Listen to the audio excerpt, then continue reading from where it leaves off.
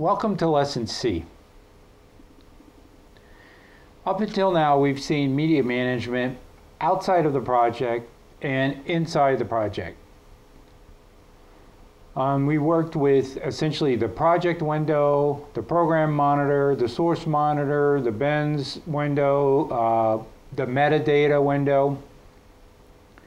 And now we're going to start dropping clips down into the sequence and looking at how to manage clips in the sequence by doing edits, advanced edits, and using advanced techniques to arrange the clips in the sequence to perfect our rough cut.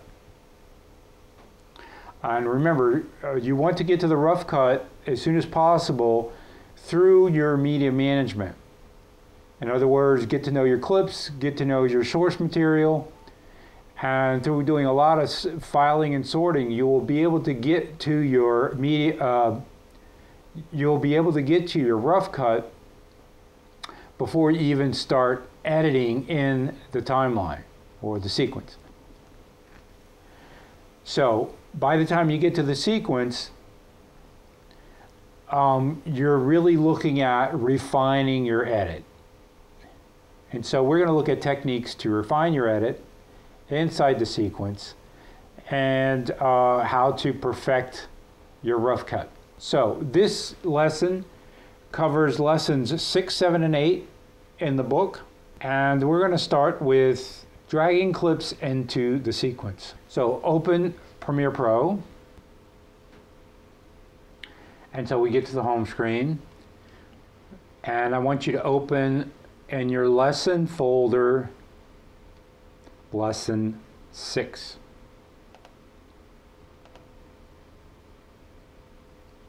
Let's reconnect the media real quick.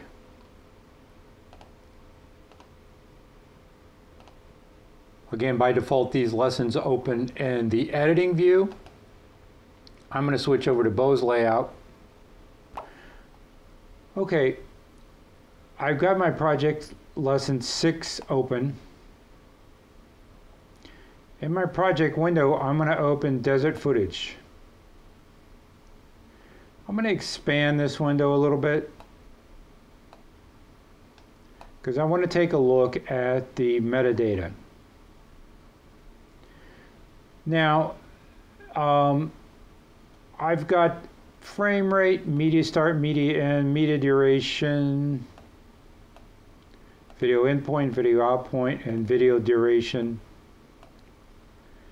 I want to rearrange that a little bit. And I'm going to put media duration first, and then video duration, because I want to take a look at these two columns real quick. I want to point out to you, let's take a look at this first clip, 878B. The media duration is 7 seconds and 13 frames. The video duration is 2 seconds and 24 frames. What that has to do with is that the media duration is telling me how long the original footage clip is on the hard drive. And the video duration is telling me how long is the marked section of this clip from in to out, length of user set video in to out range. If I double click on this clip and open it in the source monitor, you can see it has an in point and an out point, which you can go to by clicking on these little icons or your Shift I and Shift O buttons.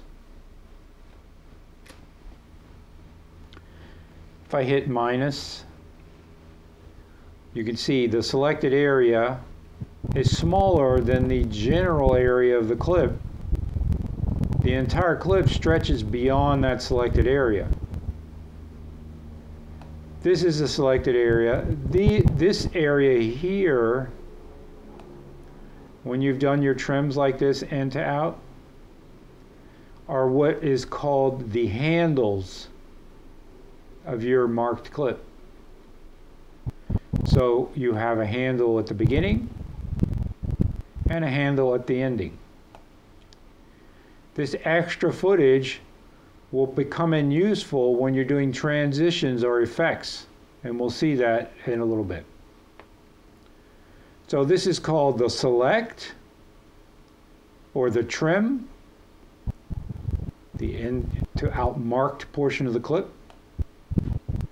And these are called the handles. So they don't typically match in duration. This duration here is 0.2 seconds and 24 frames, is exactly what is highlighted here. And it matches this video duration 2 seconds, 24 frames. But the clip is 7 seconds and 13 frames long. So don't get these two durations mixed up. I just wanted to point that out real quick. So I'm going to go back and make this smaller. In the stepped unexpected sequence, I'm going to hit end. Put my playhead at the end of this sequence. This first clip, and I found that by hitting video duration to find the shortest clip, or the shortest trimmed clip, which is this one, 878B. I'm going to change the color of this clip to pink. And now I'm going to click on it, hold it, see my little hand icon, and drag it over the program monitor. And in the program monitor, you see all these different areas that become highlighted as I hover over them. These are different edits that you can perform by dragging over the program monitor. If I do an overwrite edit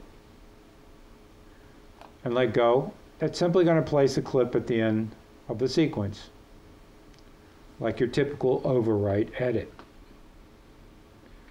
And I hit undo just to undo it.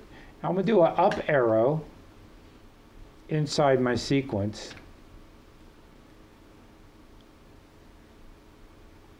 And so my playhead's going to jump to this edit point. If I drag my clip over now and do an insert edit, it's going to do the edit at the playhead position, push the mid-John clip out of the way, and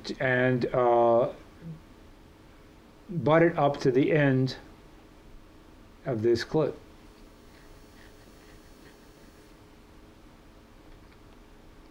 If I place the playhead in the middle of this mid-John clip, and I do insert before, it's going to do what looks like the same edit as before. But it wasn't at my playhead location this time, because my playhead is here. And if I did an insert edit here, it's going to split the mid-John clip in two. But if I do an insert before, it's going to drop the clip before the clip. Let's say I put my playhead in the middle of mid-suit right here. If I drop this clip on insert after, it's going to do the insert edit after the mid-suit clip, before the mid-John clip. If I did insert before, it would drop it in before. Now, if I do an overlay edit, watch what happens. It overlays the clip on the next available adjoining track at the playhead position. And I can illustrate that by doing another one and another one. You see how it just repeats at the playhead location.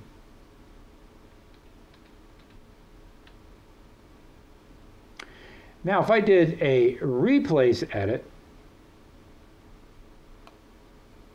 it's going to replace the previous mid-suit clip with this 878B clip. But if I do an undo, and inside my sequence, I hit X at the playhead position, and I look up here at the right-hand side of the program monitor, this duration from the selected endpoint to the selected out point is 3 seconds and 1 frame. Remember, the duration of this clip inside the project window is 2 seconds and 24 frames. So what's happening when I take this clip and I do a replace edit, it's stretching this 2 seconds and 24 frame clip to match a 3 second and 1 frame duration. So it's doing what's called fit to fill. In other words, it's stretching this clip out. So it's changing its speed. Be aware of that. And to illustrate that, if I go here and now do an overwrite, and now I attempt to overwrite it, it's going to say, well, the clip doesn't fit. What should we do? If I do a fit to fill, that's going to do the same thing as a replace edit. In other words, it's going to stretch this clip to fit. But because I assigned the track to V3, it dropped it on V3. But let's say I did not assign the track to V3. I left the track assigned to V1 and A1.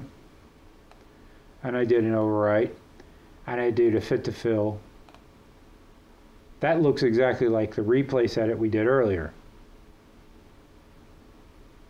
because it stretches the length of the clip to fit that duration.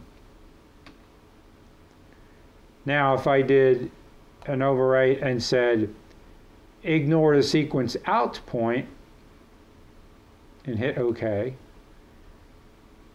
check out what it does in the sequence. I'm going to zoom in a little bit. Oops, I zoomed in on the project window there. By the way, I changed my keyboard shortcut to H to select the sequence. That's just a little bit faster for me, instead of Shift 3, which it was before. Now, if I zoom in to the sequence, you can see that this clip was dropped in at the playhead location, but didn't completely cover up the mid-suit clip. Remember, those two durations don't match. Now, if I did a overwrite and said ignore the sequence endpoint, it's going to do the same thing, but in the other direction. It's going to match the two out points and then backspace the clip for 2 seconds and 24 frames, and then leave the remainder of the mid-suit clip in place. So I'll go ahead and undo that, hit backslash, Shift Control X, hit H, Shift Control X, and then Shift Control A, and then I'm back to what I had before. So we're going to do a quick edit from the book, page 155. Open up the clip HS Suit inside Theft Unexpected. We're going to set an endpoint at 01264900. But I'm going to just start typing that number. 01264900. Notice it automatically recognizes that as a time code. I'm going to hit enter. Notice my playhead is at a different spot from the previous endpoint. I'm going to hit I. Notice it updated the endpoint. I'm going to go ahead and type in another number, 01265200, enter, and put a O point there. So we updated the in and out points. First, I'm going to select my sequence. I'm going to hit end. We're going to drag this over to the program monitor. And want to hit insert after. So it drops it at the end of this clip. Inside the timeline, I'm going to hit H to reselect the timeline. I've changed my keyboard shortcut to H instead of Shift 3. H is faster. And I'm going to start typing again a number 00 0013 00. Now, I'm going to delete that. And instead, I'm going to type period, 13, period. And my playhead goes to 00001300. So I didn't even have to type all the zeros. If you type a period, that stands for a double zero. So 00001300 is 2 periods, 13, and another period. I want to look at this edit in the timeline. Now, instead of taking my playhead and dragging it like this and hitting play through like that, I'm going to hit my up arrow. I'm going to do Shift K.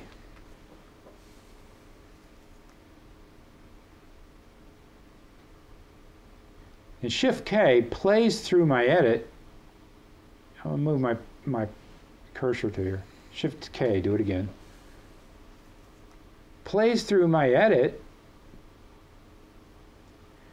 and snaps back to the edit.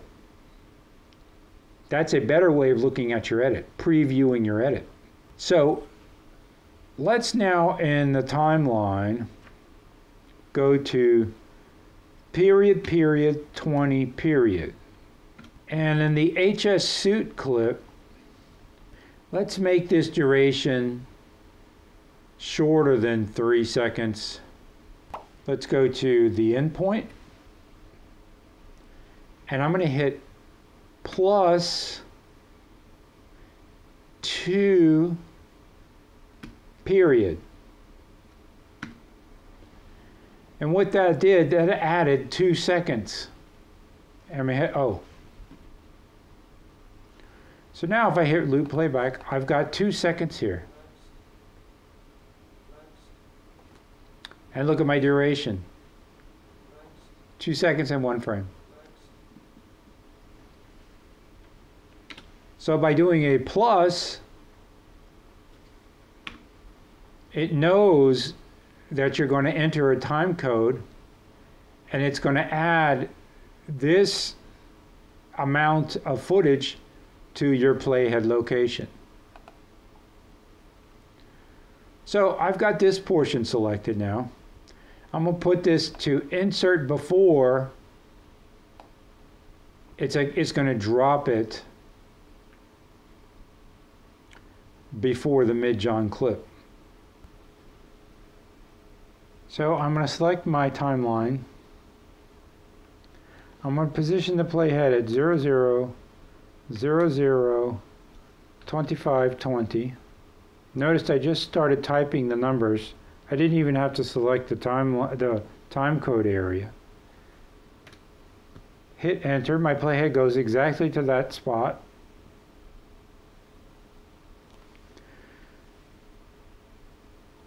In the project lesson, open mid-suit and go to 01, 15, 54, 00.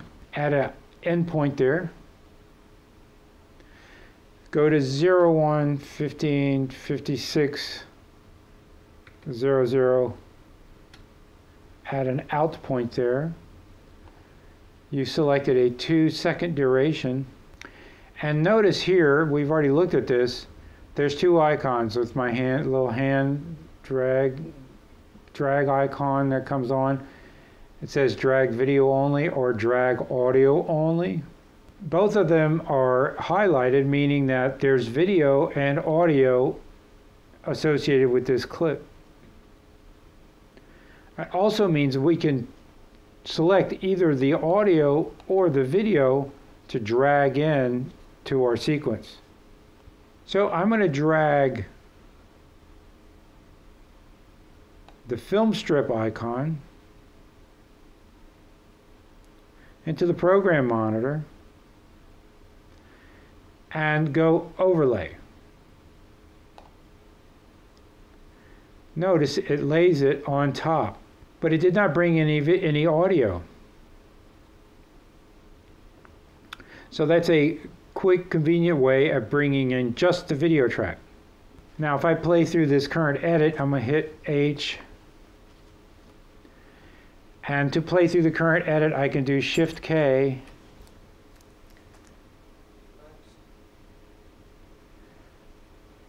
There's a little bit of a jump cut because this duration doesn't match right here. Well, there's a couple of things I can do. I could just stretch this clip using the V tool to snap it to the end of this edit underneath. Now if I hit Shift K, the edit's been cleaned up. Or I could do an undo, 2 undos, go into my source monitor, zoom in a little bit, add a little bit of extra, turn off the loop playback, add a little bit of extra length to my clip, drag it as an overlay edit. Notice this time it brought in both video and audio. That's because I dragged it from the picture. But if I just want the video, I can do it this way. Now if I select H or Shift 3, you might have on your setup. And I go Shift K. Now the edit works much nicer. So we're starting to see how to adjust edits in the sequence. Hit backslash. Now I can see the whole sequence. These little overlays here, what they're telling me is that this portion of the clip has been used somewhere else in the sequence as well. This portion of the clip actually matches this portion. So it's sort of like showing you where there's repeated frames. So this matches this. It's the same shot. It's just showing you that the shot's in there twice. That's what this little bar means. Now, depending on your system, your computer, playback might not always be smooth. So you have a couple of options. Right here in the program monitor, there's a little drop-down menu here that says full, half, quarter. On your computer, 1/8 and 1/16 might also be highlighted. What this is referring to is the playback resolution inside your program monitor. You've got the same drop-down menu here in the source monitor. And what that helps you do is, if you're previewing something in the program monitor and it's not playing back smoothly, you can drop the resolution down temporarily to 1/4 playback resolution. Let's go get a clip here real quick, and the Boston snow, and double click on snow 3.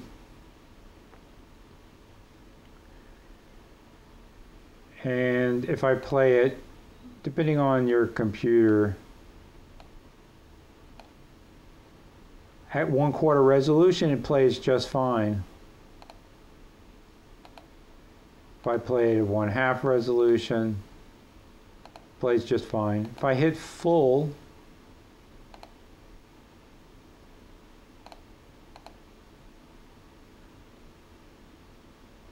for me it plays just fine, but on your computer it might be a little bit choppy, depending on what your video card can perform in terms of playback.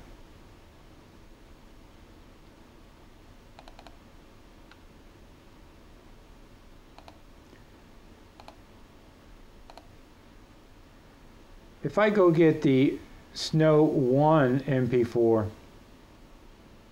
and I drop down my playback resolution to 1/4 and play it back, you'll see that it's clearly not full resolution. This is useful just for playing clips in real time if you have to, but sometimes it's not useful for watching a transition effect or something. And if you attempt to play full, your computer might not be powerful enough to play it back. So you might have to render that portion of the clip if you drop it down into the sequence.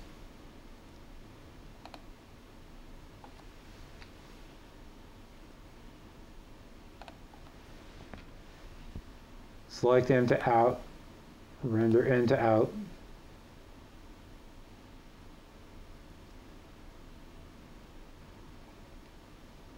And that will help your system play it back at full resolution.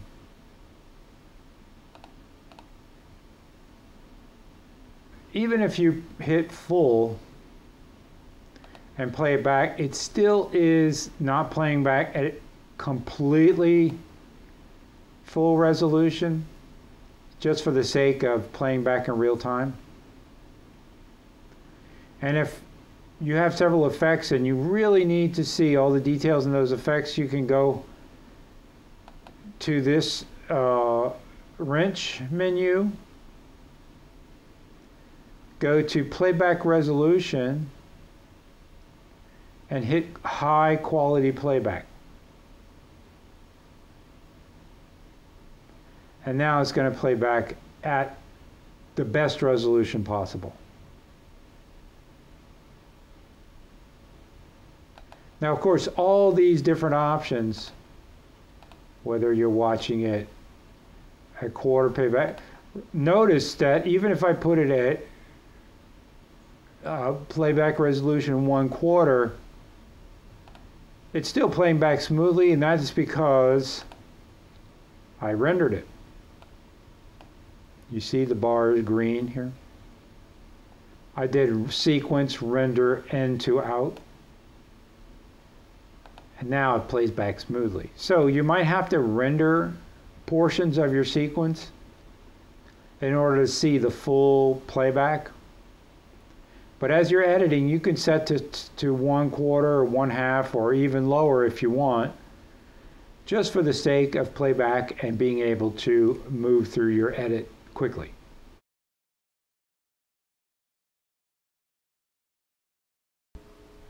And now we're going to look at another useful tool for editing, which is called markers. Not to be confused with in and out points. These are an extra tool that you can use to mark your clip or mark your sequence and add a little bit of extra info to help you edit. As you're editing and as your edit gets more complicated, you're going to want to leave notes for yourself. Sort of like breadcrumbs. Sort of like Hansel and Gretel leaving breadcrumbs so you can backtrack and remember what it is that you did or that you were planning to do. So markers is a great way to do that. You can leave comments for yourself. You can leave extra info regarding certain clips. And also your markers can have a duration so that you can quickly see in your timeline where that particular marker is. So we're going to go and open the city views bin. Actually, we're going to go to the sequences and open the city views sequence. Notice we can have several sequences open in the timeline.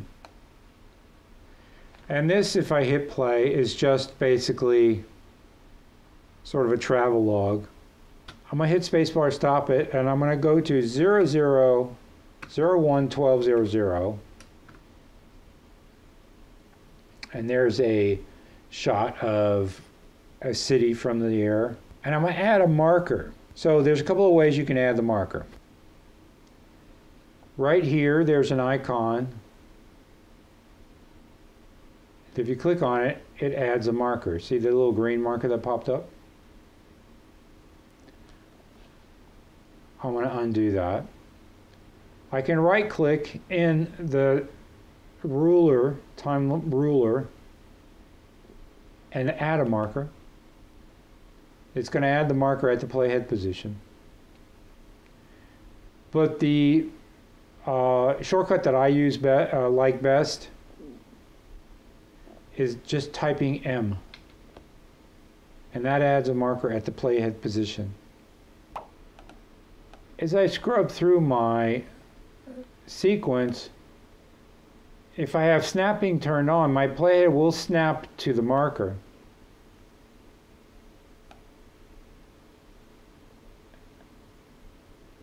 And when it snaps to the marker, a little marker icon appears in the program monitor. But if I go to my wrench here and I select Show Markers, it's actually going to show me the marker here in the program monitor as well. So you can leave yourself a note here. Let's go up into the project lesson window and add the markers panel to it by clicking on markers. Now notice it drops down here, which I don't like, so I'm going to drag it up here. And this has a couple of things that you can add to your marker. Now you can add a note to yourself here. So this marker has a note for yourself.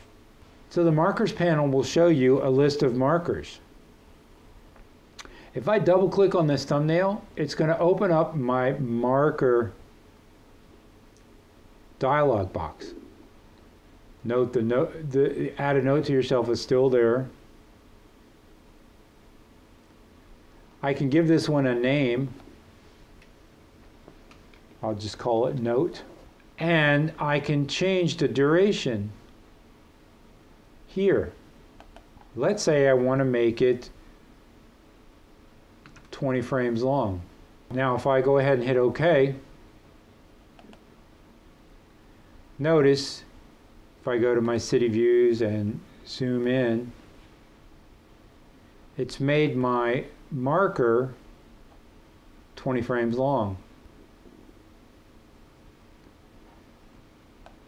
I can also grab the side of it and make the marker longer.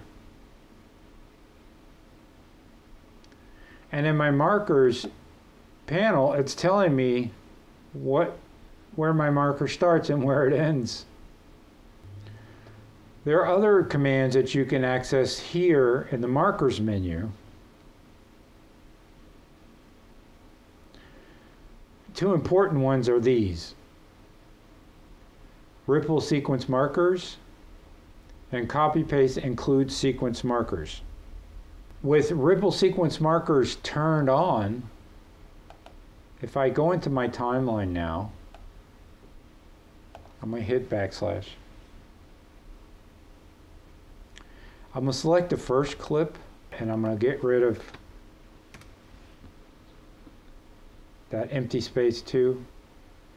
Notice that the marker moved with the clip. That is what ripple sequence markers means. It means that these markers that you put into your sequence markers, will follow your clips as you move them around. If I add my bridge clip back in as an insert edit, notice it pushed that marker back along the sequence timeline. That is called ripple sequence markers. Let's go to project lesson 6, the project window, and select a music clip.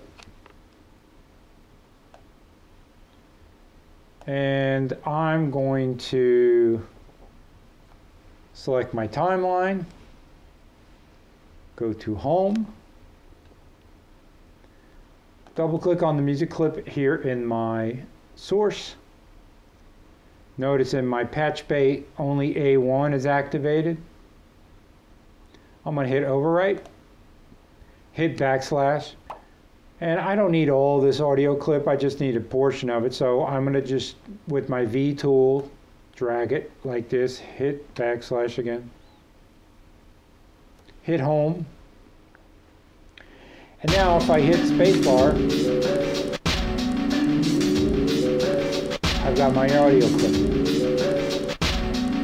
underneath my video clips.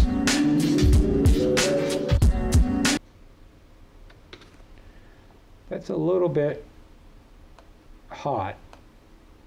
So I'm going to expand this audio track. And notice that there's a line here in the middle of the audio track. That's actually the volume. And I can click on it and drag it down. And you see it says minus 3.7 dB. That stands for decibels. I just lowered the volume of that track, or that clip per se. So now if I play it, it's not going to hit my highs up here.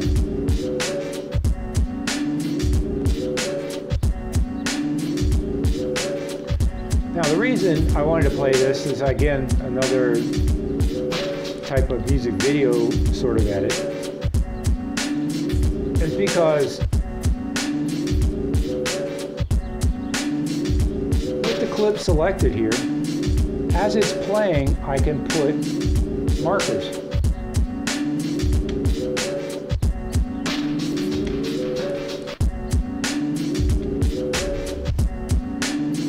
And notice I'm putting a marker on the beat.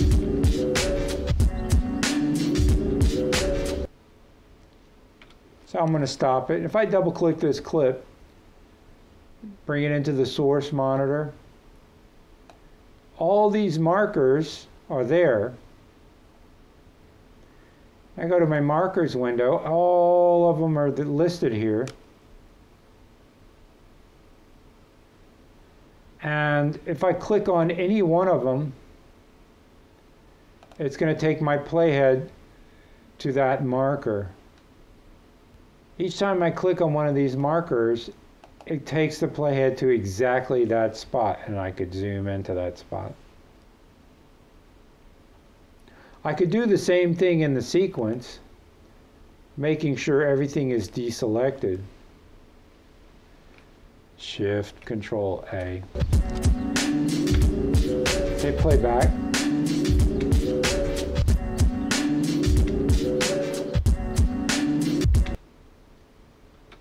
Notice I added 3 markers here in my sequence.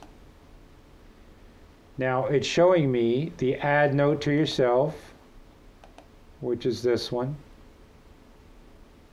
And now it's showing me the other 3 markers. And if I click on them, it automatically takes the playhead to those locations. A very quick way to find your marker and to take your playhead to that specific spot. And if you're creating a music video, sometimes it's useful to put markers on the beats so you can put an edit at that marker spot. Okay, we're going to look at another feature inside the timeline. I'll go back to my Theft Unexpected edit. And I'm going to open up in my project panel Theft Unexpected 2, which is another edit. And we're going to open up the mid-suit clip from the Theft Unexpected bin. Put an endpoint around 0115 35 18 I 0115 3900 O. In the timeline, so I'm going to jump to the timeline, put the playhead at the beginning, so hit home.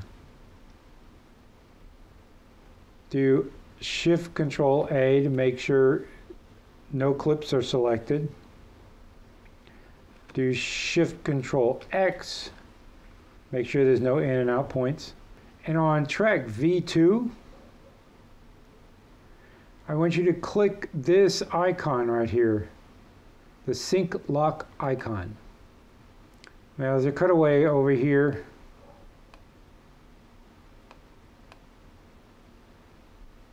Down in this area on track V2.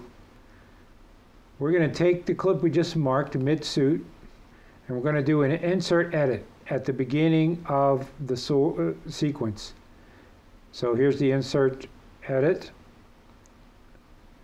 Click on that, and that added the clip. Now, if you noticed over here, this clip is now out of position because it did not move when the insert was applied to track V1 and track A1. That's because the tracks are no longer linked. So if I hit undo, relink the tracks, redo the insert edit, now the mid-suit clip follows along with the rest of the sequence. So this is useful, for example, if you want to do an edit onto this track. I'll turn off the audio, for example.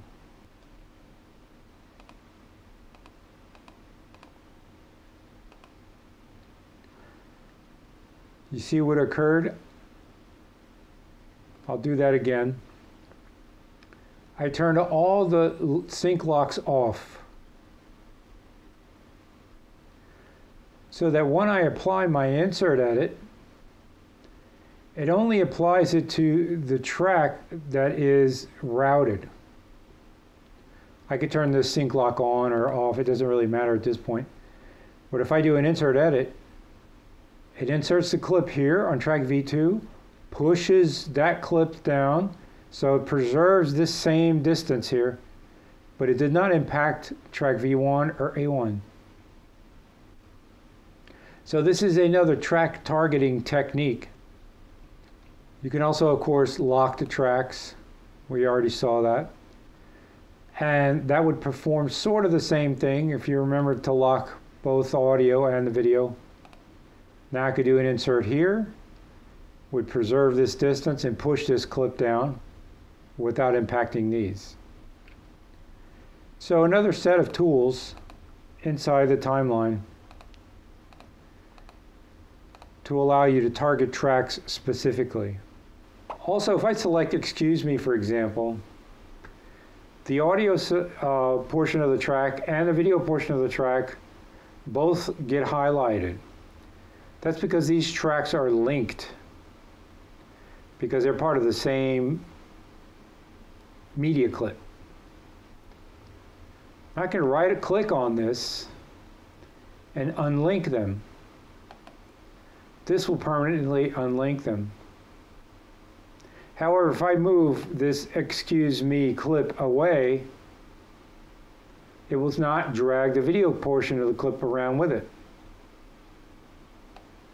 You see, they're now unlinked.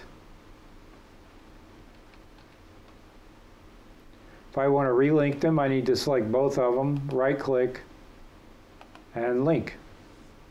I can select several clips, unlink them. You see, and now these are unlinked from their audio tracks.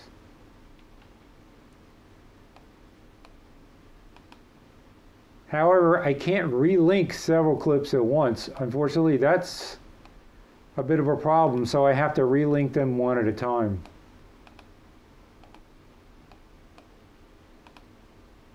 Something to watch out for. In the sequence, there's a drop-down menu for sequence here, and there's a bunch of different options. And one option down here is called Selection Follows Playhead. If I turn that on and I do up or down arrows, notice that wherever the playhead is, the clip that it's over gets selected.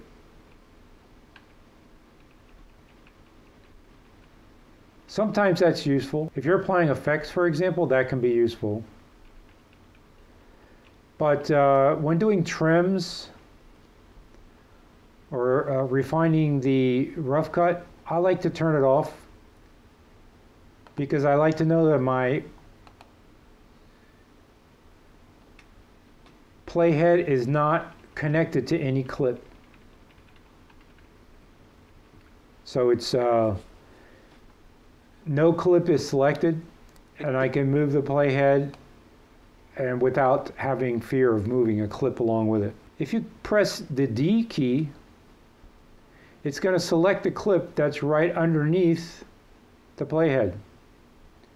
Now right here we have an audio clip that's connected to the excuse.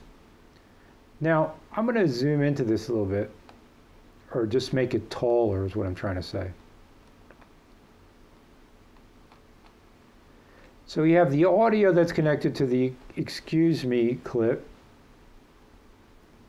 yet it's underneath these other two clips. I'm just going to point this out to you now. This is what's called a J cut, because supposedly it forms the letter J.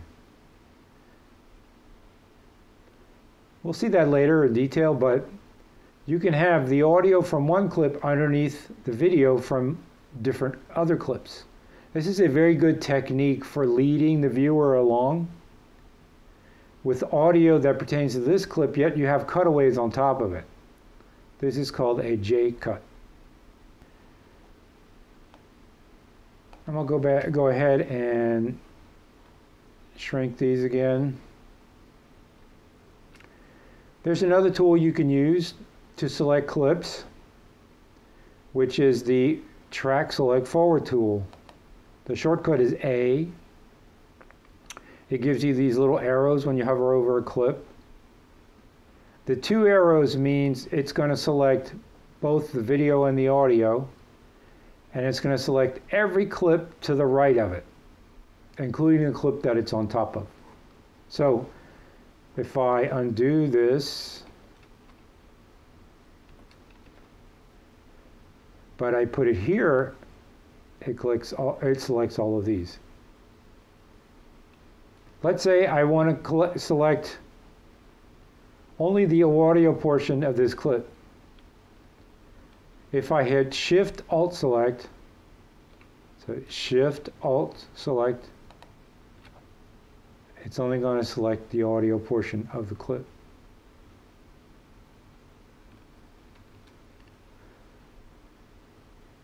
Let's say I don't want to select all 3 clips here. I just want to select the clip on the top. If I do Shift click, it only selects what's in that track.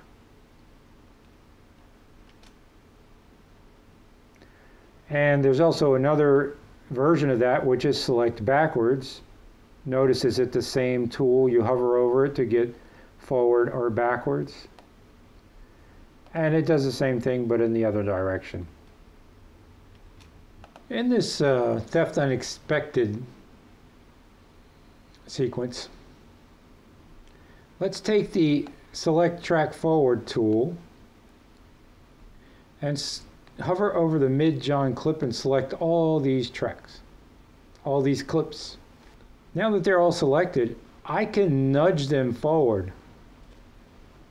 Of course, I can drag them forward this way with the cursor by going to my V tool, then drag them forward. But that's kind of a blunt force manner to drag them forward. If I want to move them forward 1 frame at a time, press Alt and right arrow key. That moves that whole group forward 1 frame at a time. Alt left arrow brings them back. Shift Alt right arrow nudges them forward 5 frames at a time. You can set that, by the way, in your preferences if you want it to be 10 frames. And left arrow goes in the other direction. Also, Alt down will bring the clips down 1 track. Let me go back to my V tool. Notice that the video can't go further down because it's as far down as it can go. It's on track 1. But if I go Alt 1, select my timeline and go Alt 1 up, it's going to keep pushing the video up.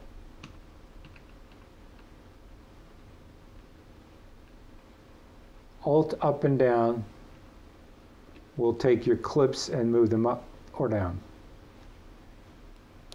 Shift Control A, deselect everything. Let me just select the cutaways clip. Alt up, Alt down. And of course, Alt right, Alt left. Now, let's say you're editing, you've moved some clips around like this. But you've got a big edit and it sort of looks like this. And you can't really see these little gaps in between these clips here. You can go, press Home and go Sequence, go to Gap. And you can go Next or Previous, Next in Track, Previous in Track. Let's just go Next in Sequence. So now I know my playhead's on top of a gap. So I can zoom in just to show you what I'm about to do. And there's the gap. I'm going to hit X and I'm going to go Shift Delete to delete that gap. Let me check and see if there are any other gaps. go to gap, next in sequence. Oh, there's one there. Well, I can zoom in, hit X, and go Shift Delete. But if I do Shift Delete here, notice it chops a lot of the cutaway clip off. And that has to do with my targeting here. Because what it did is selected what was under track V2 as its in to out. So it's deleting everything from in to out on track V2. So a better way to get rid of the gap would be to make sure nothing's selected, make sure there's no in and out points, and go sequence, close gap. And that closed the gap. It doesn't look like there are any other gaps. And there's none in the other direction either. So as we saw, by clicking on a clip, if the audio and the video are linked, it's going to select both clips. There's a couple of ways you can select only the audio or the video. If you hit Alt select, that just selects the video track. You can also obviously unlink them, or you can turn off the linked selection button here. But this, remember, is going to work for every single clip. So now, no matter what is linked, it's not going to show you the linked clips. It's only going to select one track at a time, or one click on one track at a time. So by default it's on, and typically you want to keep it on. You can also shift click on different clips and move them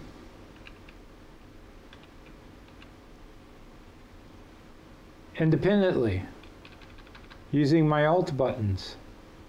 Of course, I could drag them as well.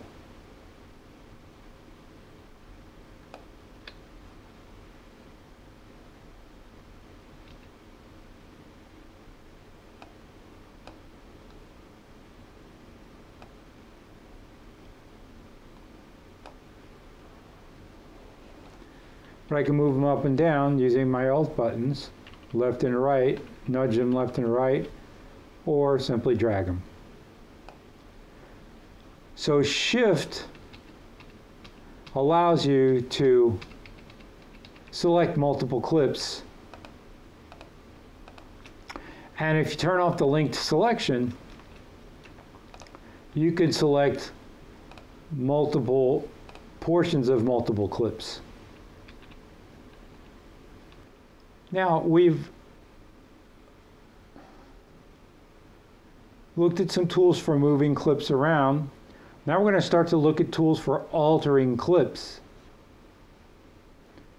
The first tool we're going to look at is the razor tool. The shortcut is C. If you go over to Mid-John and click on the clip, it's going to cut the clip in two. It only cut the video portion of the clip, not the audio portion of the clip. That's because I have linked selection turned off. So let me turn linked selection on. And now it cuts both the video and the audio portion of the clip. Notice there's a sort of hourglass icon at the edit. That's called a through edit. If I hover over the through edit, you can see my cursor changes depending on where I am. It turns into this little drag tool that's colored in red. Note I have my V tool enabled here. So when my cursor turns to that red icon, if I right click on it, it's going to show me join through edits. If I hit join through edits, watch what happens. It got rid of that razor blade cut. Razor blade cut. Go to my V tool, hover over that edit, right click, join through edits. Using the razor blade tool will only allow you to cut one clip or any clips that are linked together. Let's say I want to cut all the clips underneath the playhead here. If I hit Shift razor blade, notice my razor blade turns into a double razor blade. And I hit click, it cuts all the tracks underneath the razor blade. Notice I have snapping turned on, which is why it's snapping to my playhead. Another way to cut through stacked clips like that is using sequence add edit. Notice if I do add edit, it only cuts this clip and its linked audio track. That's because in the patch bay, track V1, A1, and A2 are selected. So that's going to determine which tracks get the add edit applied to it. So if I want to add the edit to this track, I need to select it. Let's say I unselect all the other tracks. Sequence add edit, it only cuts this track. Let's say I want this track and this track, V4 and A1. Sequence add edit only cuts these two. There's nothing on A1. But let's say I select A2. There you go. This is very useful because sometimes you'll have edits that look like this. I have a bunch of stuff stacked on top.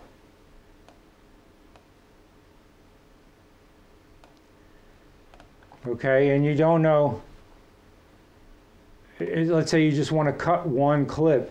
Instead of trying to come in here with the razor blade and selecting which one gets cut, I place my playhead here and I only want to cut what's on track V1 and on track A5. I have to make sure that my timeline panel is selected and go sequence, add edit. It only cuts what's on track V1 and what's on track A5. That can be very useful. Remember, these are through edits. So if I want to rejoin those two clips together, I just hit join through edits and it joined them together. If I don't want to see the through, for whatever reason, I don't want to see the through edit icon, you can turn it off here. Show through edits, I turn it off. The edit's still there. I just don't know that they're through edits anymore. I typically leave it on, show through edits, because I know when I see this little hourglass icon, it means that these two clips are actually the same clip. As a matter of fact, if I go ahead and give this clip a label, a different label than it has now, say for example pink, notice it also colored this clip pink as well. That's because it's the same clip. It's repeated several times here. So through edits can be rejoined by doing that. You can also select the through edit by highlighting it with the V tool, just like that, and hit delete. That'll get rid of the through edit as well. Or you can select the edit. Remember, not the clip. That's right here, that's selecting the clip. If I hit delete here, it's going to get rid of my clip. I want to make sure I select the edit. It's highlighted in red. And if I hit backspace, it also gets rid of my through edit. Do a Control Z to put it back on. If there are several clips that you would like to group, to select all at once, to apply an effect to, you can group them. For example, all these versions of this mid-John clip, I can right click on them and go group. And now whatever I do to any one of these clips, whether they're all highlighted or not, is going to happen to all of them. So for example, you see, if I click on mid-John, they all get selected. If I clicked on this, only one clip gets selected. But if I click on this, now they all get selected at once, which is useful if I want to move them all at once. So they act as one group of clips. Now in the sequence, we're going to look at some more ways to select clips depending on which tracks are enabled. Remember, the track designation is important here. So I've got this little mid-John grouping of clips. Remember, they're grouped. If I right click on it, I can ungroup it if I want, but I want to keep it grouped for now. If I hit / on my keyboard, this group gets selected in to out, or anything in this area that that group occupies. I'll zoom in a little bit. Gets selected in to out.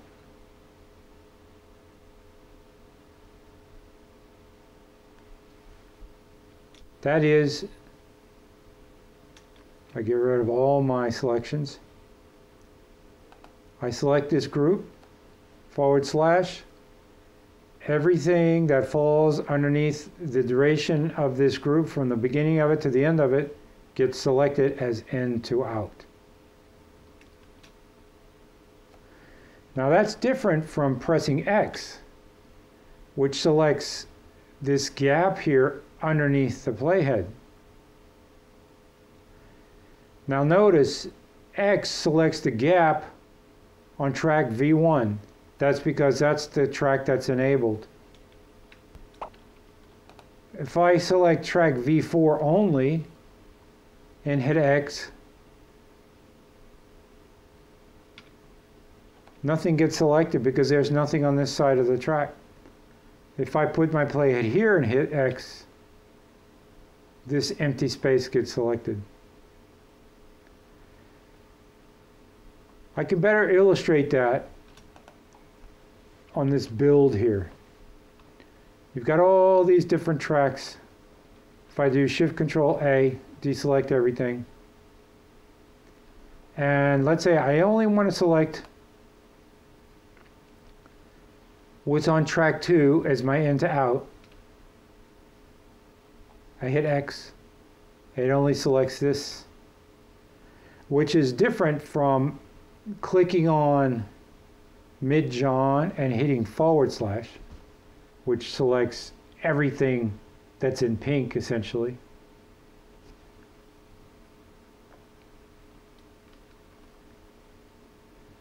Remember to undo my in and out points, Control Shift X. If I want to only select this little mid-John clip here, all I have to do is enable track V1, hit X, it marks this as in to out. Remember, this is just a duration on the timeline. But it's useful. For example, if I want to replace just this clip in the build, I can go get, let me close sequences, city views, bridge. Now I've got bridge is only a video clip, so it's only giving me a video track available to patch into a video track here. I've got this selected as in to out. If I do an overwrite, it overwrote that clip. If I do a Shift K. Excuse me. Is this seat? You're not going to see it because all these clips are stacked on top of it, but it overwrote just that clip with the bridge clip. Now if I wanted to see how I have clips stacked on top of themselves? If I wanted to see in the program monitor this bridge clip, well, I could turn the tracks off by turning the eyeballs off here.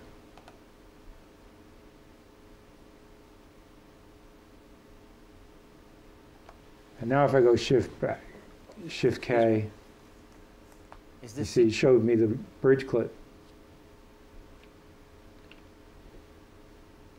Another way to do it, instead of turning off the whole track, is to turn off just the clip. And you can do that by clicking on Enable. That darkens the clip. And note, when I click on that clip, it clicks the whole group. And there's the bridge clip. This is useful when you're building graphics. You're stacking clips on top of each other. You can temporarily disable the clip. It just means you get to see what's underneath it. It doesn't do anything to the clip. It just temporarily makes it invisible. If I hit X now, what duration is going to be selected? What clip essentially is going to determine what gets selected? Remember, look at the track designations right here. Look at the playhead position. You hit X, it's going to select this bridge clip as in to out. Let's say I don't want that bridge clip. Well, instead of deleting it, I can just do this, lift. That gets rid of that clip. That's called a lift edit. Right here on the program monitor is the lift edit button. But let's say we want to get rid of that gap as well. Well, we can do an extract, which note got rid of the gap but also moved all the other clips to the left. Let me show you that again. It's essentially creating a shift delete edit at the in and out points. Doesn't matter where the playhead is. Playhead can be over here. If I do an extract, bam. Make sure my timeline is selected. It's the same as doing shift delete. That's also called a delete or a ripple delete.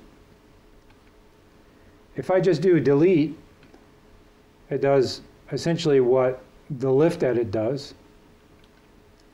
If I do a shift delete, it does essentially what the extract edit does. But by using the delete key, it's called a delete and a ripple delete edit. The only difference is, let's undo it. If I do a extract instead of a ripple delete, and then I place my playhead here, and I do a Control V, a paste, everything that got cut out of that ripple delete can be pasted down here. That's because when I do a lift or an extract, it's actually lifting these clips, putting them on the clipboard, and making them available for further editing, which can be very useful. So if I say, no, I just want to perform a lift, and now I do a paste, only the rich clip gets pasted because, remember, V1 track is the only track that's selected. The in and out points were here. I lifted that clip up and pasted it here. You can copy and paste clips just like you can copy and paste in a word processor. So Command C, Command V, Command X, Command V. They work just like a word processor. So that is the biggest difference, and really the only difference, between a ripple delete or an extract. Remember, it doesn't matter what clips are selected, no clips are selected. It doesn't matter where the playhead is. If I do an extract, it's going to take all those clips out, close the gap. If I put my playhead here, I do a paste, it's going to take all the clips from all the tracks that it took out and paste them right here. However, if I do a shift delete, it will not then allow me to paste them back, because it will not have necessarily copied them. All right, so now we're going to move on to lesson 7. So go to your home page, your home screen in Premiere Pro, and then open new project, lesson 7.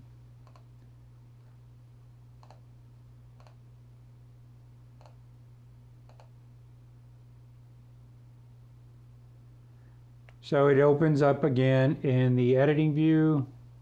We're going to change that to the Beau's layout real quick. I'll adjust this a little bit.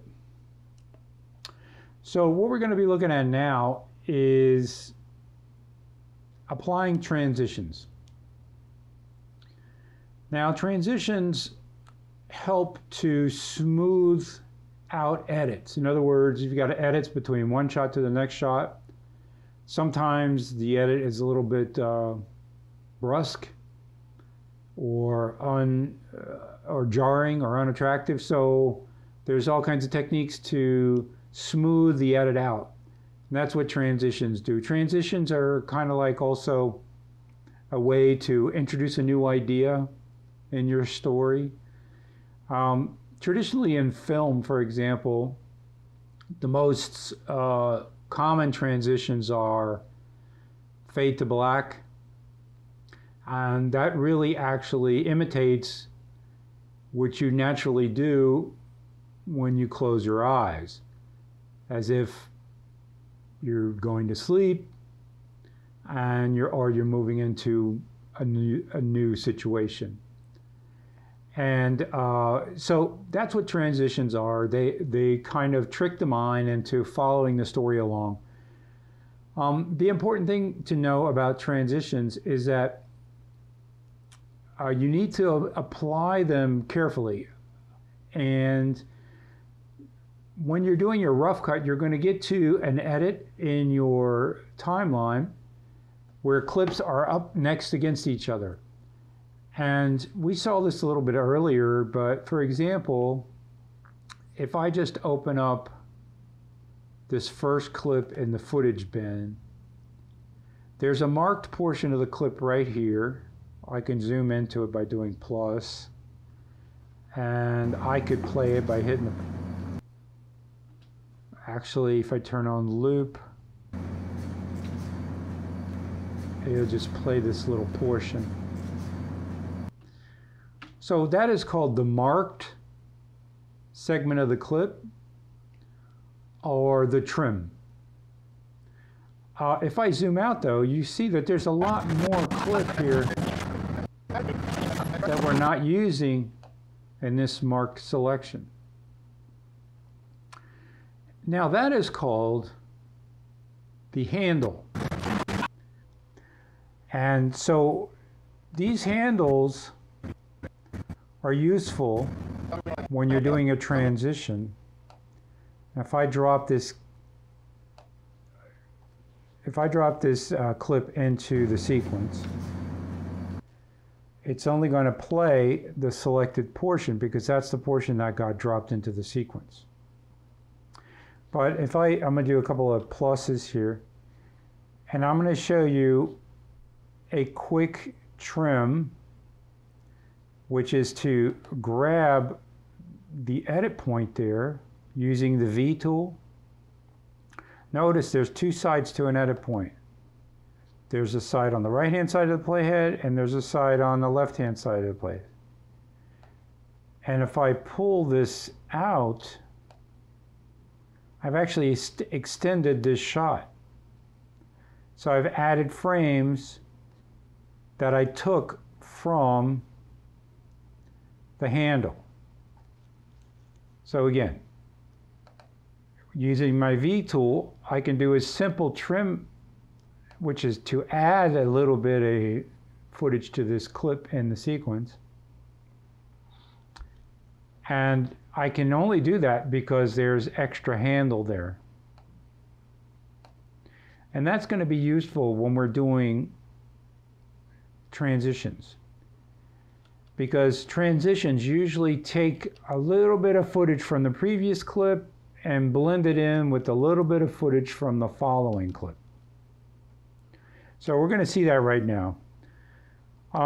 Let's go to, in Project 7, by the way, first of all, let's save this as a work in progress, just so that we don't save anything on top of it. And in this project, let's open the transitions sequence. So we have a little sequence here, and I can play it down really quick.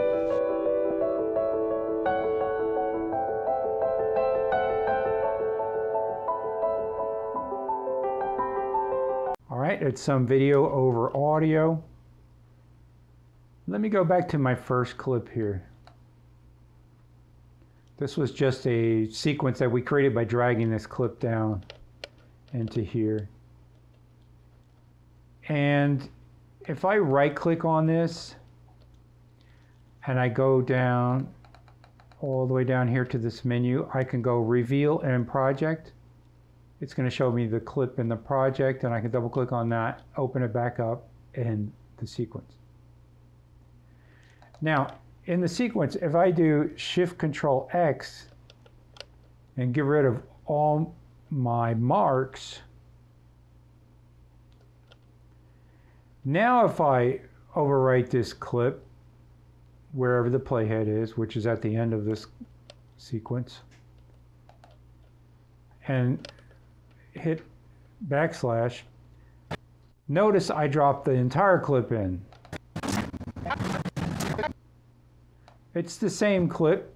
This is the marked portion of the clip, and this is the same clip without the mark in and mark out points. And I want to show you a couple of things real quick. If I zoom in right here, you can see this little blue bar. That's indicating to me that these frames are repeated in the sequence twice, because that corresponds to the frames in this previous clip. So that's what that indicates. There's another thing in here to look at, which is very tiny. I'm going to deselect everything. But right here, next to, well, the edit, if I select the edit, it highlights it this way. To deselect it, remember Shift Command A. And I can select the left side of the edit or the right side of the edit. It's very important to know the difference. This is using the V tool. But look at the top of this clip right here. There's it's also in the audio track. There's a little triangle. And that triangle indicates that there's no more handle here. In other words, that is the end of the media. There's no more media available. And note, there's also a little triangle here showing me there's no more extra media on this side, on the outside either. So this, by looking at this clip real quick, I could see there's a triangle here, there's a triangle there. That tells me there are no handles available when I do a transition. And you'll see when we go back into our transitions sequence how that works out. So in the transition sequence, this is on page 188 in the book, by the way.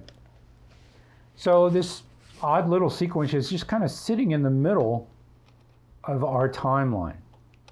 So I'm going to do something very quickly, which is to go to Home.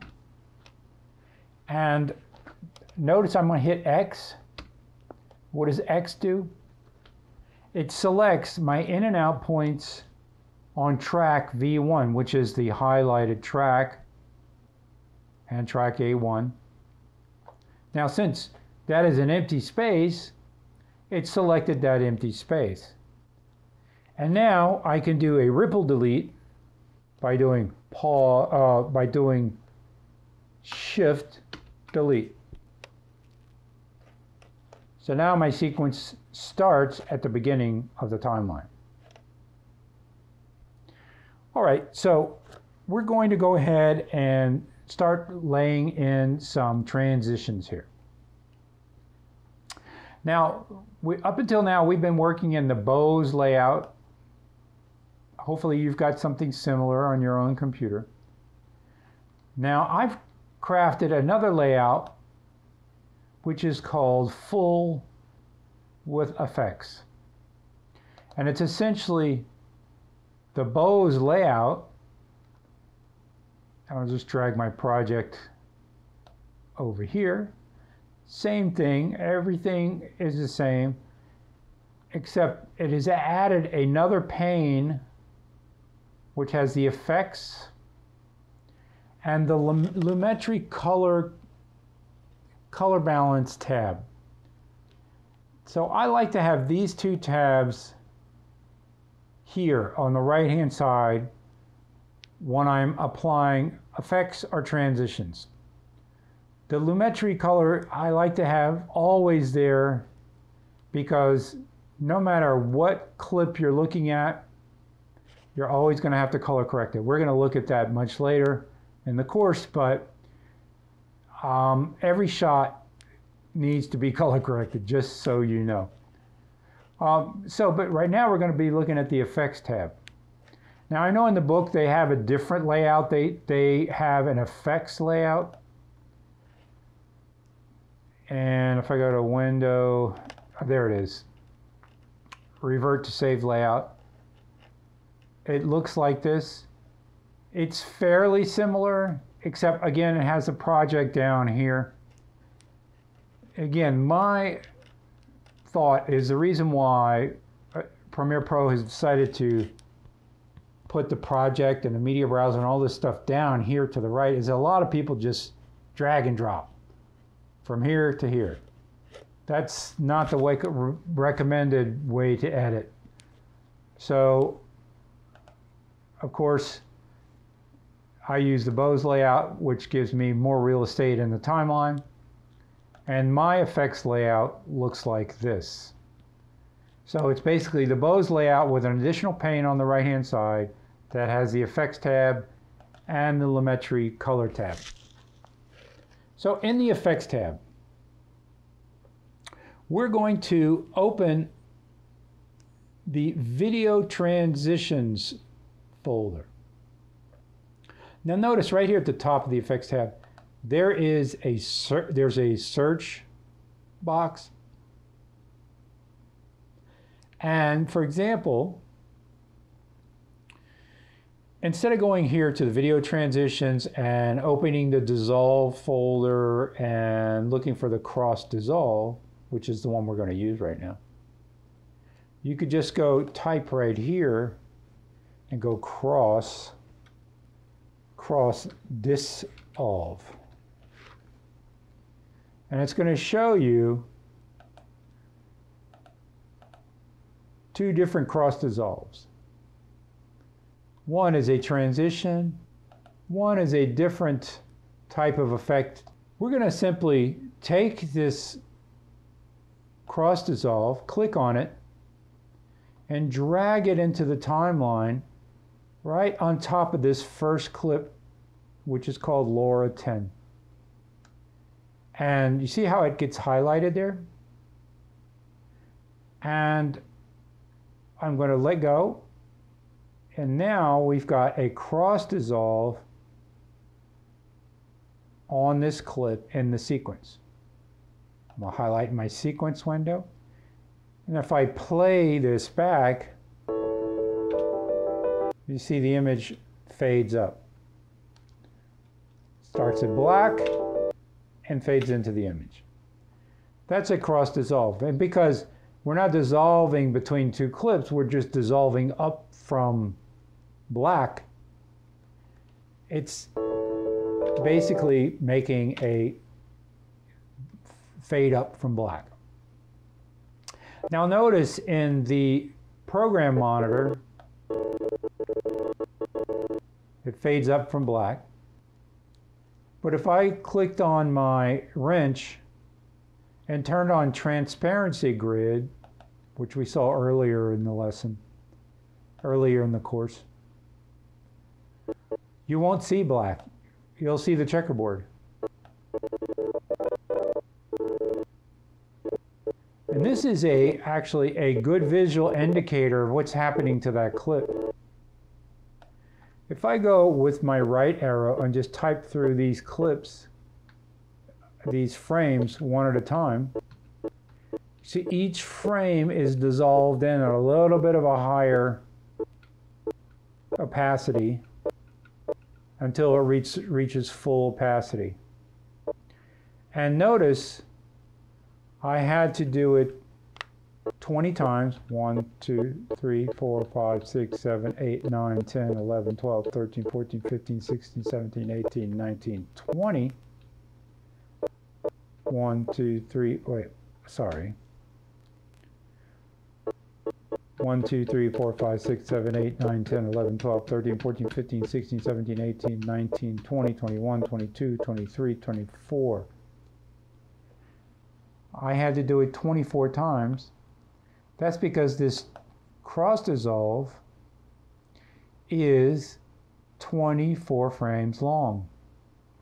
If I right click on this cross dissolve, you can hit set transition duration. And the transition duration right now is set for 1 second. And the sequence, if I go here to my sequence settings, the sequence settings is 24 frames per second. 1 second corresponds to 24 frames. Now, of course, you can right click, hit set transition duration. You can change that transition duration. You can also access that transition duration by double clicking on it. And let's reduce it to 15 frames. I only have to type 15 and hit OK. See how that shrunk? Now if I play it back, it dissolves up a bit faster. Now I'm going to turn off my transparency grid just so that we see the fade up from black now properly. We're going to take a cross dissolve again from here. But first I'm going to select my timeline, hit backslash, So I see the end of my timeline, my sequence. Take the cross dissolve and drop it at the end of the sequence. Notice this cross dissolve is longer than this cross dissolve because this one is set to a default duration.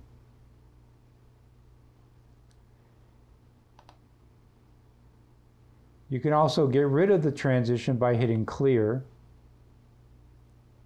Another way to get rid of the transition, let's lay it back in, is to select it by clicking on it and hit delete. If we want to change the default duration, we have to go into Preferences, Timeline. And you can set the video transition default duration. So let's change that to 15 seconds. 15 frames rather. So I have to hit my drop down menu and select frames. And we're going to enter 15. And hit OK. So now if I click on this dissolve at the end of my sequence, hit delete, and apply a new dissolve, notice this one is now 15 frames long. And you can see that as I hover over it, the little yellow information box says duration 15 frames. We play this clip, now we're going to have a fade out. Fade to black. So in the transitions sequence, let's move the playhead between the last two clips. I did a one up arrow. And in my effects panel, I'm going to clear out this search window because that limits what I can see. So make sure you always clear that out. And now I'm going to go to Video Transitions. And I'm going to go into the Dissolve folder and look for Dip to White. I'm going to drag this over to where the playhead is and center it on the playhead. Notice you don't have to center it on the playhead. You've got 3 spots you can drop it off at. You can drop it off to the left of the playhead.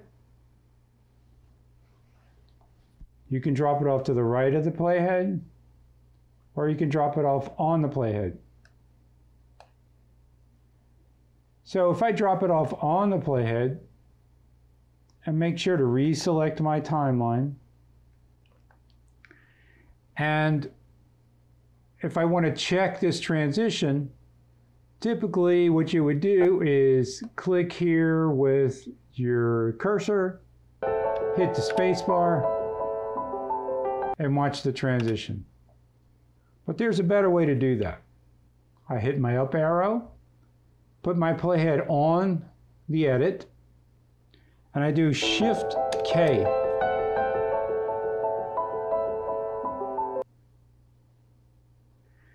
Shift K plays through my edit. It jumps forward, plays through the edit, plays past it, and then jumps right back to the edit. This is a much more convenient way of previewing an edit, because by dragging things around like this, you see how you could with inadvertently be dragging the opacity of that clip. And like, what happened here? Oh, I messed up because I was trying to drag things. There's so many things you can drag here. Dragging here is not the same as dragging here, or the same as dragging here, or the same as dragging here. You see? This is why dragging and dropping is really not recommended when you're editing. You're better off using your sharp tools. That is, using your keyboard strokes, keystrokes, because you know what they do precisely. So Shift K is a much better way to play around the edit. If I go back to my preferences and look at the timeline and go to playback, right here you've got an area where you can put the amount of pre-roll and post-roll for that Shift K command. Notice the pre-roll is set to 3 seconds, the post-roll is set to 2 seconds, right? And the step forward back many, which is a Shift Alt arrow, is 5 frames.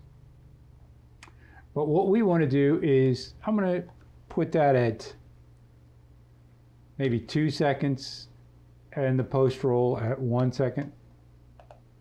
The default was fine, but let's just make it a little bit shorter. Now if I hit Shift K,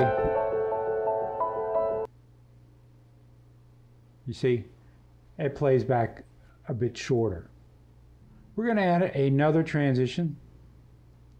I'm going to close the dissolve panel. You close the dissolve folder. You can have several of these open. It doesn't really matter. We're going to look at the slide group of transitions. We're going to grab the push transition. And we're going to drag it between clip 2 and 3. Notice, again, the playhead does not need to be on the edit for us to be able to drag the transition onto it. Now, notice that it will not allow me to drop the transition onto the audio track, obviously, or to the middle of the clip, but it will only activate on the edit. And again, you can drop it before the edit, center on the edit, or after the edit. Let's drop it after the edit. And I'm going to select my timeline. Remember, you have to select the timeline so you can do your keystrokes. Up arrow once, Shift K, and that was a push to the right. Now, if we wanted this transition to be on the middle of the edit, we could always drag it by hand, but again, dragging by hand is not recommended because you could inadvertently do this or this.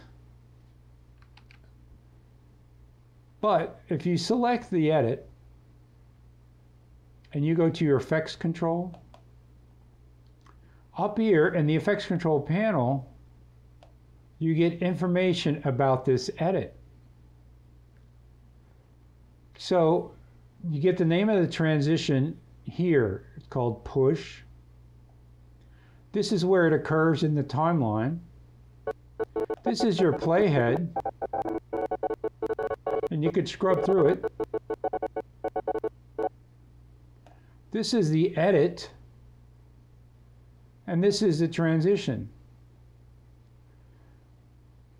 It tells you that the transition duration is 15 frames long, and it tells you the alignment starts at the cut.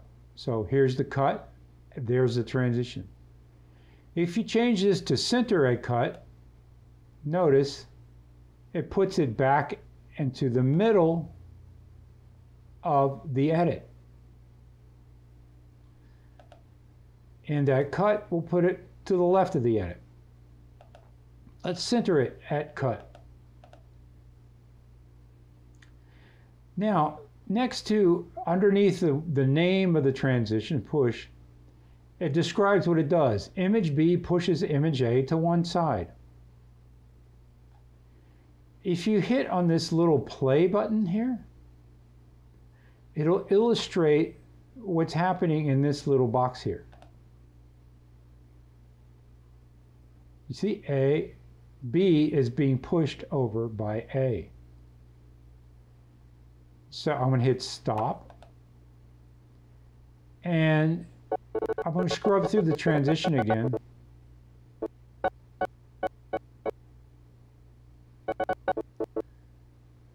I said B is being pushed over by A. I meant B is pushing A over.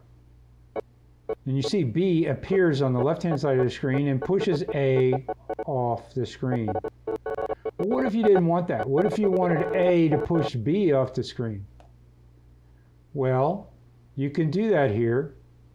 You have 4 little triangles on each side of this square. So let's select this one. And it says east to west.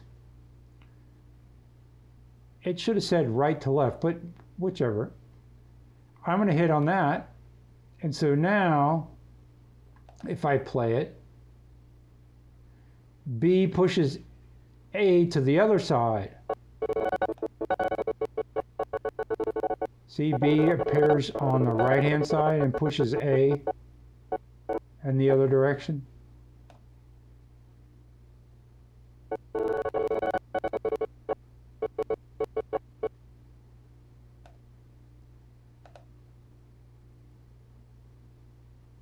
You can also reverse the order just by clicking on this.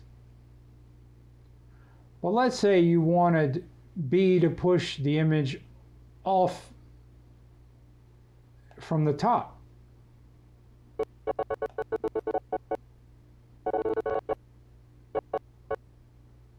I go to my timeline, hit my up and down arrow, Shift K.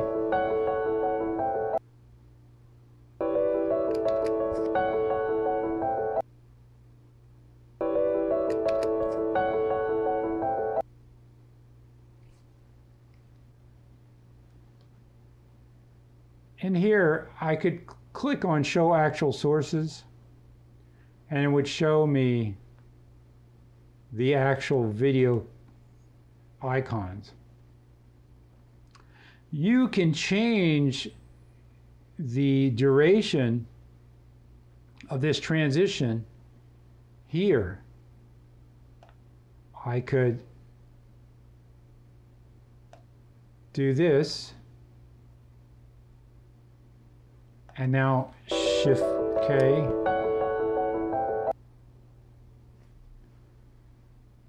It stops the transition midway and then jumps to the edit. So you can alter your transitions this way. This is not particularly attractive, but I'm just showing you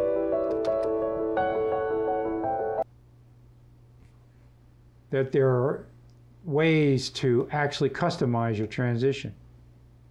We're going to go back and put it at 100%. If we wanted to change the duration, we could click on here and say we want this to be 10 frames. And now if I hit Shift K, it happens faster. You could also alter the position or the duration of the transition right here. And when you move it like this, notice that now you have a custom start, because you started before the edit, and after the edit is a much shorter duration. So again, Shift K is a little bit of a different variation. You can also drag the edges of this transition manually, and now notice the duration is longer. It's a second and 12 frames. So if I play it back, much slower.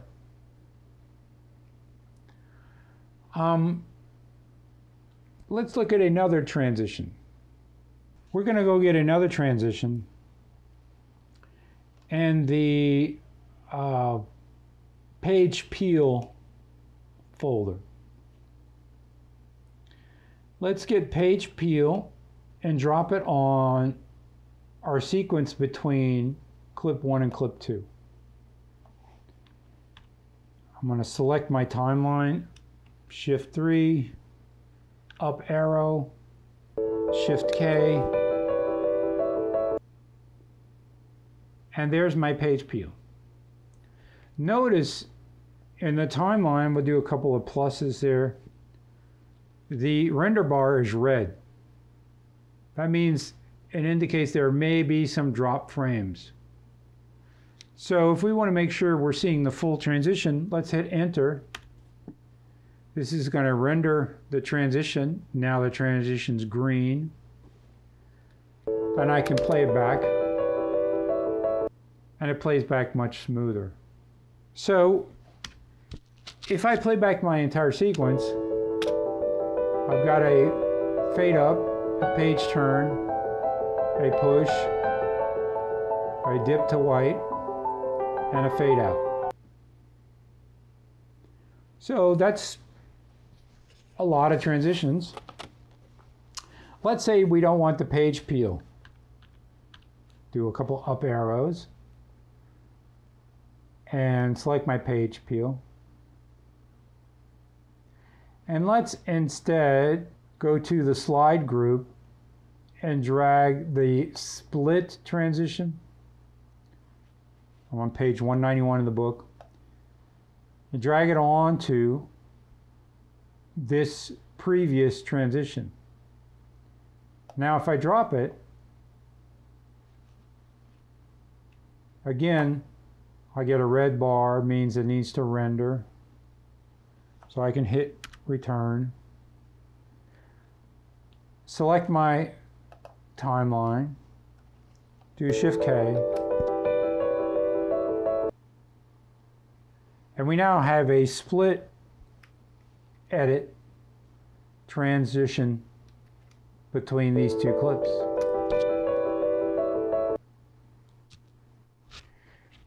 Now, if you select the split transition and go to your effects controls, you can change, obviously, how the split happens. Let's say you want the split to come from the top. Now, if we play this transition back, it does something that I don't recommend, which is to chop up your actor in the scene. So you have to be careful what kind of transitions you apply. I don't like this because she's getting cut in two there, and then another person is appearing underneath, which is a bit of a weird transition. So this might not be the right type of transition here. I'm going to go back east to west, play that back. That's a little bit less jarring, so I'll leave that at that. Notice down here you also have an option to add a border. So select border width and put 10. Notice it added a black border. I'm going to change the border color by selecting this, and you can pick a color from your color picker here, or alternatively you can use your eyedropper and pick a color to match into your video, which I think is sometimes preferable. So for example, I could match into her dress. And let's play that.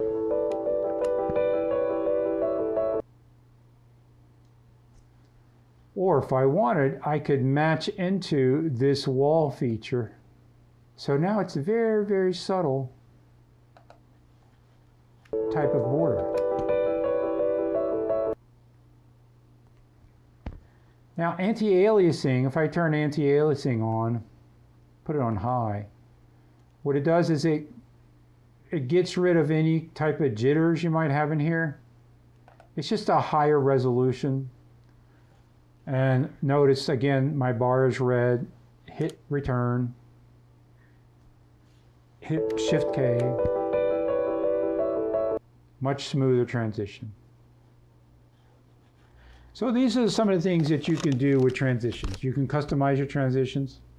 You can replace a transition by just dragging a transition onto a previous transition. Now remember, the default transition duration is expressed either in seconds or in frames. So you have to know which frame rate your sequence is playing at. Notice here, I went to, if you don't know, if you can't remember, go to sequence settings and it'll tell you what the time base is, 24 frames per second. So I know that each second represents 24 frames here. So if I express my duration in seconds, each second is 24 frames long. For example, if I change this duration to 24 and hit enter, notice it went and set it to 1 second. So applying the default transition to multiple clips. Page 192. Let's open up another sequence in the lesson 7. This one's called slideshow. Now I'm going to hit X real quick. This is basically a bunch of slides, still images, on a music track. We're going to drag a marquee in the timeline panel and grab all of the clips. Now a better way to do that, Shift Control A, would be to do Control A. Remember, it's always better to use a keystroke than the mouse. Control A selects all the clips.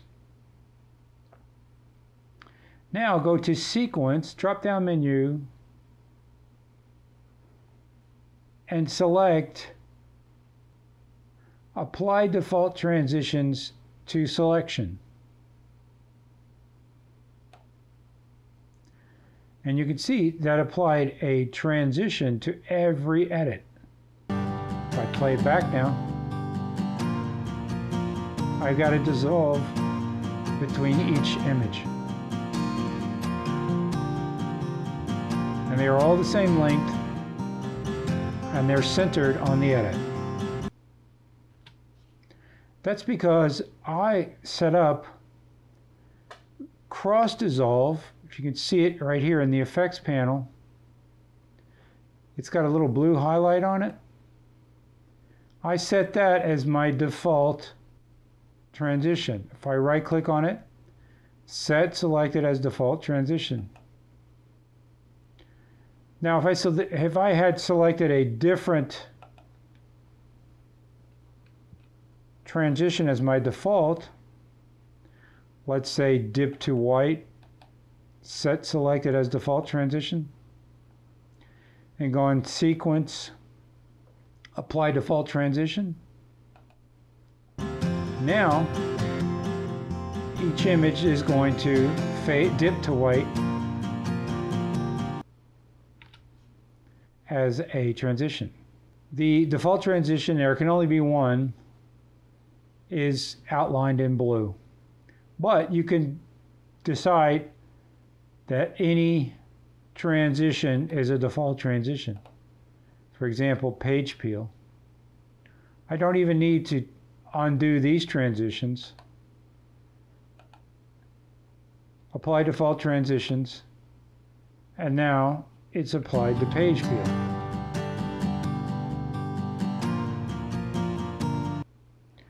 Notice that the page peel requires rendering. Let's undo these transitions. Let's deselect all the clips by doing Shift Control A. And let's put a page turn between the first two clips. And select a sequence. I'm going to zoom in here. I'm going to do a couple of up arrows. Zoom in. I'm going to select this transition, and I'm going to do Control C. That copies the transition onto my clipboard. And now I'm going to do a couple of minuses real quick. And I'm going to hold my Control button down and marquee a couple of clips. Notice it highlights the edits. And now if I do Control V, it pastes down that transition on those 5 edits. That is a quick way to apply a transition to a group of edits by copy pasting it. Okay, so now we're going to apply another type of edit. That's a strange kind of edit, and they mention it in the book, and I've never used it the way they've mentioned it in the book, but it does bring up something interesting that I do want to talk about. So let's go into my project window and double click on the morph cut sequence. Now, with the sequence timeline selected, hit Shift K. That there is a glass door without a... And what we have here is an edit between 2 clips. Shift K again, that there is a glass door without a... Okay. And then introduces the notion of what is called a jump cut. The jump cut is, there is it cuts from this frame to that frame, and it's noticeable. You can see his head jumps. And jump cuts are very noticeable when you're focused on a talking head, for example. And they're most notoriously used without regard for continuity on YouTube all the time. And that is simply because amateur editors couldn't be bothered massaging a jump cut. And what I mean by that is that when I used to work at MTV, jump cuts were introduced as a stylistic effect. Prior to that, jump cuts were considered absolutely unacceptable. And for good reason. I mean, if you watch this edit, there is a glass door without a... It's bizarre. It's quite unacceptable, actually. Although it's become commonplace on YouTube now. And that's simply not for stylistic reasons. At MTV, we implemented it for stylistic reasons. We wanted to do sort of the max headroom, jumping head type of thing. But now it's used so ubiquitously, it's not a stylistic choice. It's actually a default position. And the reason editors use it is because they don't know how to do any better. So in this particular example, Premiere Pro addressed it with this strange kind of edit transition, which is called the morph cut. And that's in the dissolve folder here in the effects transition, the effects tab, the transitions folder. Dissolve subfolder, morph cut. So drag this morph cut onto this edit. Center it, edit. Okay. And what it does is says it's analyzing in background. So what's essentially happening here is taking the last frame of the previous clip and the first frame of the following clip, and it's trying to mesh them together. So I'm going to select the sequence. And if I zoom in, you'll see there's a red bar. So I'm going to go ahead and hit render. And I'm going to do a Shift K. And watch the edit now. Covered is that there is a glass door without a... Covered is that there is a glass door without a... So it seems to have smoothed out the jump cut. If I select that morph cut and go to Effects Controls, let me lengthen that maybe to, I have to be careful here, 1 second. So to put in 1 second, I need to put 1 period. That makes it a second. Now it's reanalyzing because it has to account for more frames and the transition. Transition's longer now. So when the analyzing is done, I'm going to go ahead and select my timeline, hit enter to render that transition, hit Shift K. It is that there is a glass door without a... Now you saw what happened. It sort of smoothed out the edit. That there is a glass door without a... But it made him look like he's slowing down. So this is a strange kind of edit. Premiere Pro says to use this when you have jump cuts. Obviously the length would probably be better at 16 frames. They say use 16 frames. I would try 20 frames. It's going to reanalyze it. Regardless, it's going to look strange. This is not the way to fix a jump cut. There are other much better ways. And we'll look at that in detail later. And just so you know, jump cuts are my pet peeve. I'm going to hit enter, render this. It is that there is a glass door without a... Okay, so that introduces a sort of a smoothing effect. It's still bizarre. This is not how I would use a morph cut. I would much rather, I'm going to zoom out of this, go to end. Let me go get any random clip, let's say in footage. And let's go to 16A2. No, that's not a good one. Let me go into my icon view so I can sort of see.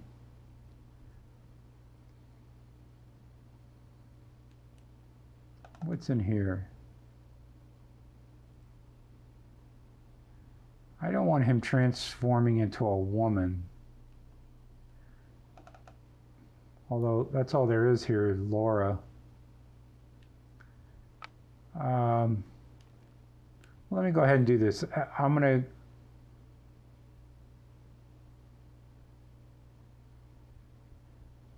to select this clip.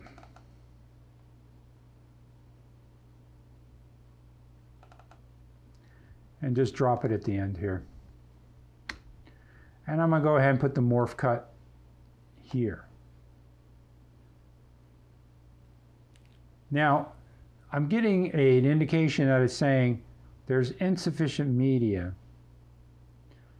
What that means here is that if I go into my effects control, there's not enough handle on either clip. You see, it's really the morph cut clip 2, which is the problem. If I grab this side, I'm just shortening the amount of the transition. If I grab it on this side where it's yellow, and I push it, see, I can't pull it to the left, and that's because there are no extra frames. Notice there's a little triangle there. It's telling me this morph clip does not have any extra handles. So by pushing it to the right, I've shortened it and added this amount of handles. If I could do the same with the lower clip, push it to the left, and it shortened it by that amount as well. So now my transition does not have repeated frames.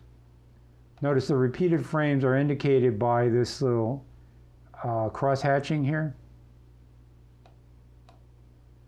I could extend it more, but each time I extend it more, it shortens the clip. That's a ripple edit. It doesn't change the position of the clip. It just shortens the clip by the amount that I ripple it. All right. So now, if I hit return, it's going to render that edit. Hit up arrows. And hit Shift K. But I have this. You see what morph is doing? This. It's doing this weird kind of computer effect. This. Now, sometimes I would rather use it like this. Have this. Rather than attempt to use it the way they indicated, which is to use it like this. There is a glass door without a which is to try to hide a jump cut. So I would use the morph cut as a special effect. I have this like this, but I wouldn't use it like a glass this. door without a handle. That's just strange, in my opinion. Let me select the V tool. I'm gonna get rid of this morph cut here, and I'm gonna show you real quick. Zoom in. What I would rather do for a situation where I have a jump cut. If I select this clip and just make it, go into my motion tab, make it a little bit bigger. Now if I play my transition. There is a glass door without a handle. Is that there is a glass door without a handle. It's a glass door without a handle. And then here,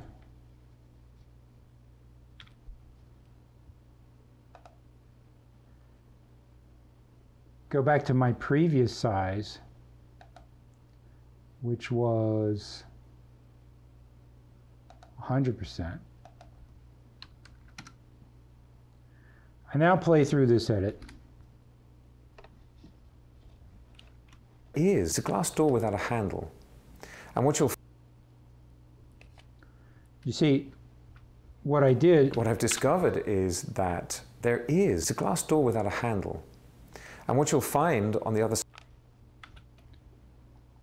I kind of emphasized the jump cut rather than tried to hide it. So I zoomed in, and I could have even done something better, which would have been to zoom in it even more using a keyframe. We'll see keyframes a little bit later.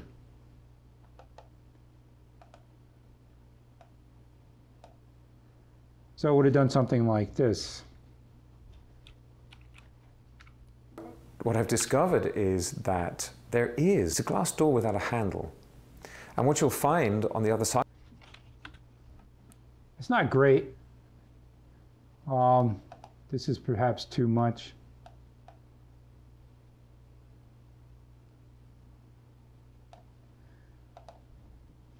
What I've discovered is that there is a glass door without a handle. And what you'll find on the...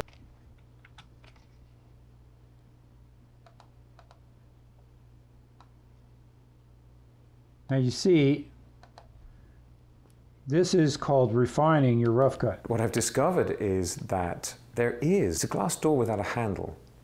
And what you'll find on the other side of... So now I've emphasized this area. If I select it, I can render in to out. Hopefully that'll play back a little bit better. What I've discovered is that there is a glass door without a handle. And what you'll find on the other... Now, of course, the black bars are annoying, and I would have to replicate those black bars. I'm going to add a matte, color matte, make it black, call it black. It's going to be right here.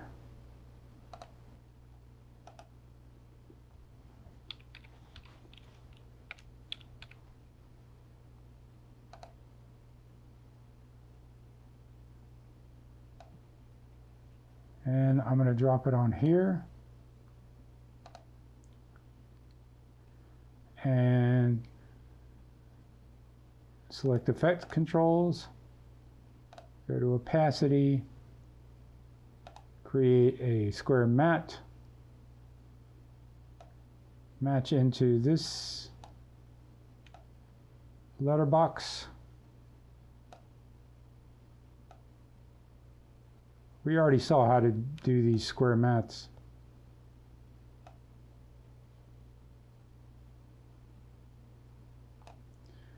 Invert this. So now come back down into my sequence. If I play it, there is a glass door without a handle. And what you see, it preserves that letterbox. And I could extend it to the whole sequence. And so now if what I I've play discovered is that there is a glass door without a handle. And what you'll find on the other side of the glass door is so the glass door without a handle got emphasized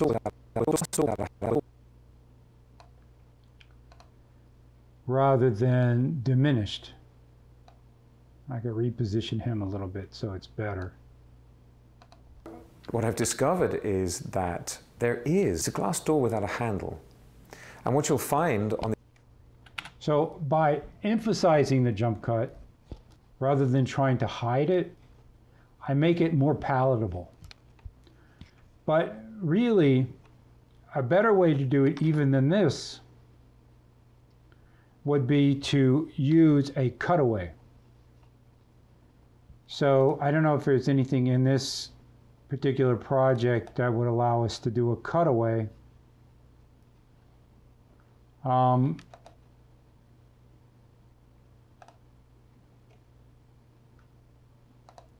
As an illustration, I'll load up this clip, Laura01, and I'm going to drop this clip. There's only video in this clip, no audio is activated. I'm going to drop it on track V3, turn off track V1.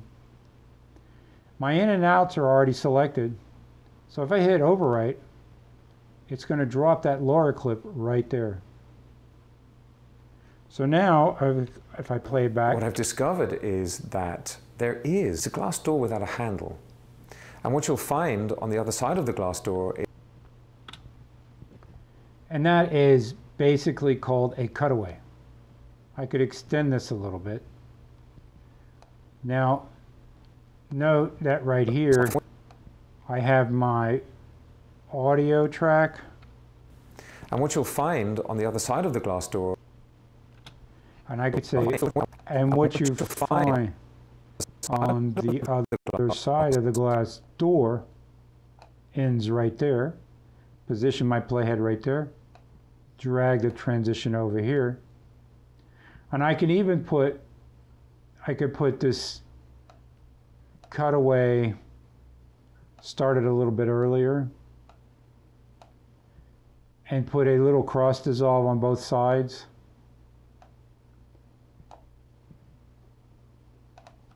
What I've discovered is that there is a glass door without a handle. And what you'll find on the other side of the glass door is lots of a much better way to handle a jump cut.